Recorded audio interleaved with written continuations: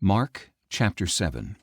Then the Pharisees and some of the scribes who had come from Jerusalem gathered around Jesus, and they saw some of his disciples eating with hands that were defiled, that is, unwashed. Now in holding to the tradition of the elders, the Pharisees and all the Jews do not eat until they wash their hands ceremonially. And on returning from the market, they do not eat unless they wash.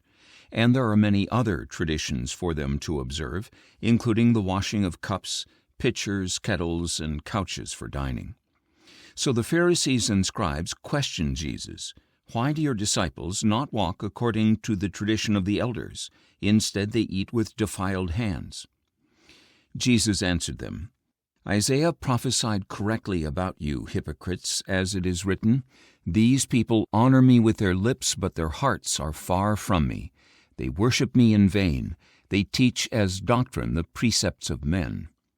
You have disregarded the commandment of God to keep the tradition of men." He went on to say, "You neatly set aside the command of God to maintain your own tradition. For Moses said, 'Honor your father and your mother, and anyone who curses his father or mother must be put to death.' But you say that if a man says to his father or mother, 'Whatever you would have received from me is korban,' that is, a gift devoted to God, he is no longer permitted to do anything for his father or mother. Thus you nullify the word of God by the tradition you have handed down, and you do so in many such matters." Once again Jesus called the crowd to him and said, "All of you, listen to me and understand. Nothing that enters a man from the outside can defile him, but the things that come out of a man, these are what defile him." After Jesus had left the crowd and gone into the house, his disciples inquired about the parable. "Are you still so dull?" he asked. "Do you not understand? Nothing that enters a man from the outside can defile him, because it does not enter his heart, but it goes into the stomach and then is eliminated. Thus all foods are clean." He continued, "What comes out of a man, that is what defiles him. For from within the hearts of men come evil thoughts, sexual immorality, theft, murder, adultery, greed, wickedness, deceit, debauchery, envy, slander, arrogance, and foolishness. All these evils come from within, and these are what defile a man." Jesus left that place and went to the region of Tyre. Not wanting anyone to know he was there, he entered a house, but was unable to escape their notice.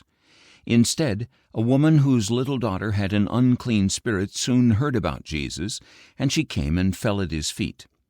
Now she was a Greek woman of Syrophoenician origin, and she kept asking Jesus to drive the demon out of her daughter. "First, let the children have their fill," he said, "for it is not right to take the children's bread and toss it to the dogs." "Yes, Lord," she replied. "Even the dogs under the table eat the children's crumbs." Then Jesus told her, "Because of this answer you may go. The demon has left your daughter." And she went home and found her child lying on the bed, and the demon was gone. Then Jesus left the region of Tyre and went through Sidon to the Sea of Galilee and into the region of the Decapolis. Some people brought to him a man who was deaf and hardly able to speak, and they begged Jesus to place his hand on him. So Jesus took him aside privately, away from the crowd, and put his fingers into the man's ears. Then he spit and touched the man's tongue. And, looking up to heaven, he sighed deeply and said to him, "Ephphatha," which means, "Be opened." Immediately the man's ears were opened, and his tongue was released, and he began to speak plainly. Jesus ordered them not to tell anyone, but the more he ordered them, the more widely they proclaimed it. The people were utterly astonished and said, "He has done all things well. He makes even the deaf hear and the mute speak."